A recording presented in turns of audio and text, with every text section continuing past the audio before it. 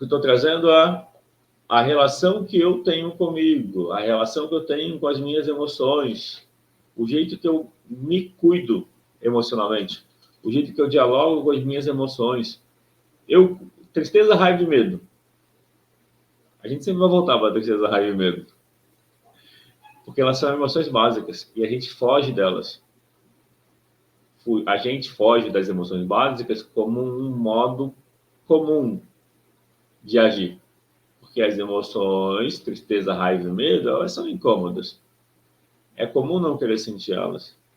Só que não querer sentir significa não querer cuidar. Então, fugir da tristeza significa não dar consideração para si. E quando eu não fujo da tristeza, eu vou buscar, eu posso idealizar aqui.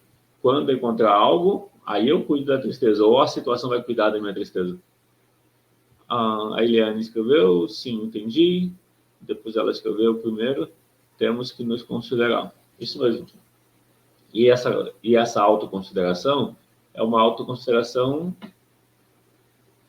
de interesse pelo autocuidado, interesse pelas emoções, ficar do lado, entender que a tristeza, ela pede que você converse com você de forma empática, que você se dê apoio, que nos relacionamentos você cuide de si, não espere pelos outros, que na profissão você faça algo que tenha sentido para você. Aí a pergunta, então, olha que interessante, ó, consideração pelo outro depende da consideração por si. Então, quando a gente olha para a consideração, a gente precisa olhar a consideração com os dois eixos. A consideração por si é a autenticidade. As últimas 10 aulas, ou pelo menos as últimas 9, porque a aula 1 foi introdutória, dos 5 pilares, mas da aula 2 até a aula 10, o foco foi a autenticidade. A autenticidade é a consideração por si. Então, a gente precisa da consideração por si, parece contraditório, né? Qual que é a contradição? Eu preciso focar em mim, cuidar de mim, para daí conseguir cuidar dos outros, ter consideração pelos outros de uma forma autêntica, empática, efetiva. Ou seja, é necessário que porque se eu não cuido de mim, eu vou levar essa falta de cuidado para as relações, e aí nas relações eu não vou me sentir cuidado.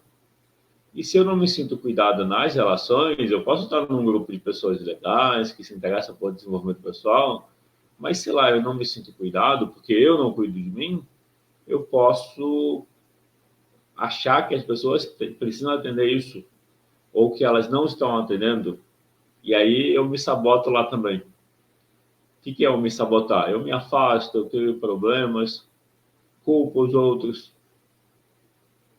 Isso vale para os relacionamentos? No exemplo que eu dei, alguém não está no relacionamento e está sofrendo, ou não está no relacionamento. O foco seria trabalhar esse sofrimento. Mas é mais fácil pensar que quando tiver o relacionamento vai melhorar. Não é dentro. Eu não tenho que resolver nada dentro, é só o relacionamento que vai resolver. Aí você encontra o relacionamento e ele vira a fonte de problema. E aí vamos supor que você mude de relacionamento. E aí no próximo, de novo, mais problemas. E aí é possível passar muitos anos nessa busca. Essa busca pela pessoa ideal que só vem se vier de dentro. A gente precisa se tornar as nossas situações ideais.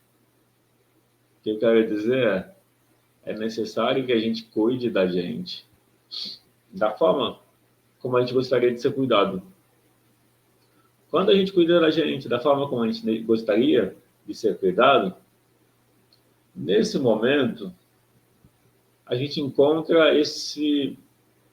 De novo, é um processo... Eu sempre deixo claro que é um processo. E é um processo que a gente precisa ter consciência e agir com intencionalidade. Se a gente vai só vivendo, pode ser que a gente vai se desenvolvendo. Pode acontecer também. Sem intenção também funciona. A vida vai trazendo desafios. O que eu estou dizendo é, sem intencionalidade, sem uma busca ativa, intencional, pode acontecer que você vai vai, vamos dizer, flutuando pela vida e pode ser que você chegue onde você quer. Só que eu imagino, deduzo que isso é mais raro, não que não possa acontecer. Agora, quando a nossa mente coloca condições para a gente ficar bem, ou idealiza que uma situação é melhor, muitas vezes o que a gente percebe é isso. Você consegue, e aí você vê que não muda muita coisa. Não era a situação. Na verdade, era fazer o melhor com o que se tem no momento. Esse é um princípio muito importante. A minha pergunta, então, agora, se você puder responder, de 0 a 10, o quanto você faz o melhor, o quanto você se desenvolve e faz o melhor com o que você tem no momento. Exemplo, no momento não tem as pessoas, no exemplo da pergunta que a Eliane respondeu. Então, no momento, ela não tem as pessoas, não tem como gostariam. De 0 a 10, ela tem 6 de conexão, de consideração. Aí eu perguntei o que seria, o que ajudaria a subir na escala. Ela disse estar com pessoas legais que buscam desenvolvimento pessoal, que falam desses assuntos. Então, no momento, ainda não tem como gostaria. Ok. Até ter, isso é um processo. A pergunta seria assim, com o que você já tem, como aproveitar da melhor forma? Ou seja, se o foco é o... Ah, melhor ainda. Primeiro essa pergunta, vou reforçar ela. De 0 a 10, o quanto você faz o melhor com o que você tem? Ou seja, de 0 a 10, qual é a sua intensidade em tirar o melhor aproveitamento, em fazer o melhor daquilo que já está disponível? Quem quiser responder, então, de 0 a 10, o quanto você faz o melhor com o que você tem? A Eliane escreveu 8. O que você precisaria fazer? Aí sempre aquela pergunta. A próxima pergunta é, para subir para 9 ou para 10, o que você precisaria fazer que você não está fazendo? A Eliane escreveu, estou com exigente ativo. Exigente ativo significa que tem uma dor ativa. Entendeu, Eliane? Exigente ativo significa que tem uma frustração ativa. E esse exigente ativo quer afastar pessoas. Entendeu?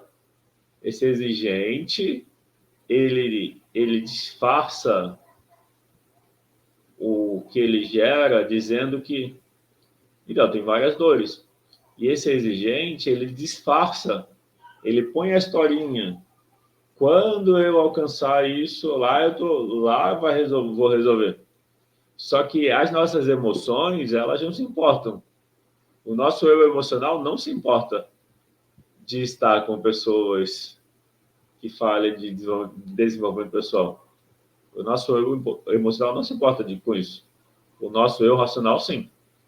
Principalmente quando ele está doído, quando ele tem várias dores. O que eu estou dizendo é,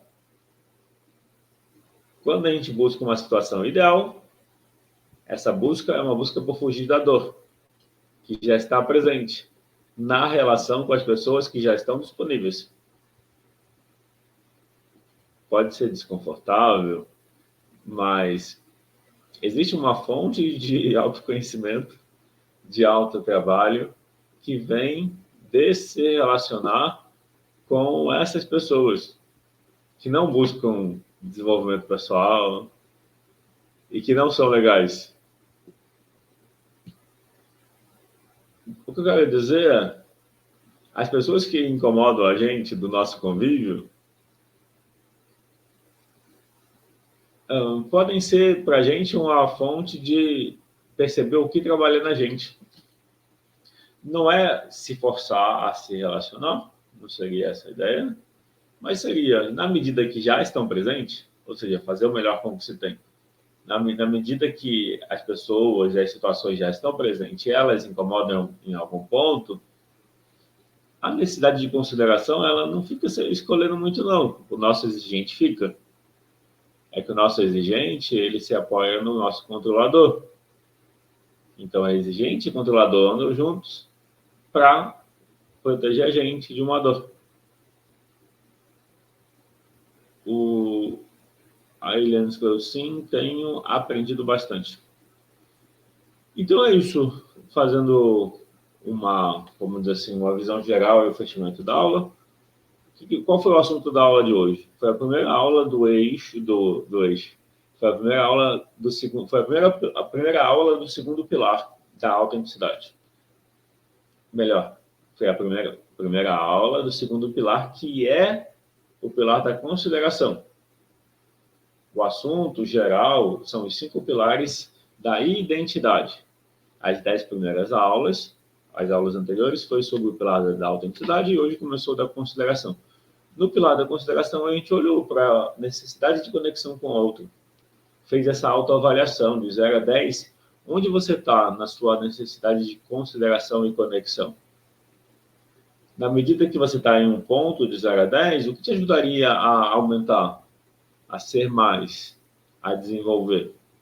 E, ao mesmo tempo, eu trouxe o olhar, a reflexão, de que muitas vezes você pode estar achando que precisa de uma condição, de uma situação, que, na verdade, é só uma estratégia para não lidar com o que está presente. Aí a pergunta seguinte foi: como fazer o melhor uso com aquilo que já está presente? Não quer dizer não buscar uma situação ideal. Busca a situação ideal e faça o melhor com a situação presente. E aprenda com elas. Vai aprendendo com elas. Bom, é isso. Foi isso por hoje.